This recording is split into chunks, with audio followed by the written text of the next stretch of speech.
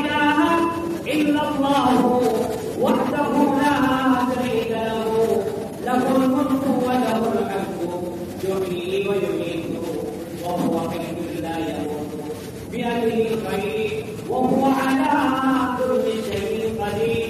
যে আল্লাহ বান্দা বান্দি পাথরে দেওয়ার পরে দোয়াটা আবার করবে, লক্ষ্য করে শুধুমাত্র পড়েছে এই দোয়াটা পাঠ করবে, ওই আল্লাহর বান্দাকে আল্লাহ তাআলা 1 লক্ষ নেকি দান করবেন। সুবহানাল্লাহ। 2 নম্বর নাম হলো ওই ব্যক্তির দিনে আল্লাহ তাআলা 1 লক্ষ গুনাহ মাফ করে দিবেন। সুবহানাল্লাহ।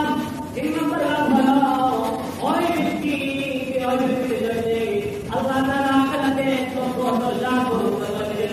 সুবহানাল্লাহ। 4 নম্বর নাম হলো ওই ব্যক্তির জন্য আল্লাহ তাআলা জান্নাতে একটি বানানো একটি বাড়ি একটি কোঠার তৈরি করে দেবেন। সুবহানাল্লাহ।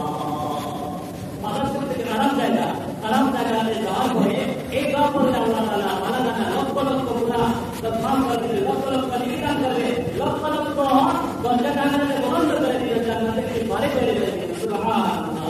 সাহাবায়ে কেরাম আমরা চাইছে এই জন্য যে আমাদের লক্ষ লক্ষ গুনাহ মাফ করার জন্য, লক্ষ লক্ষ নেকি পাওয়ার জন্য, লক্ষ লক্ষ দরজা বন্ধ হওয়ার জন্য জান্নাতে বাড়ি বানাতে দেবেন। সুবহানাল্লাহ। আল্লাহ তাআলা আমাদের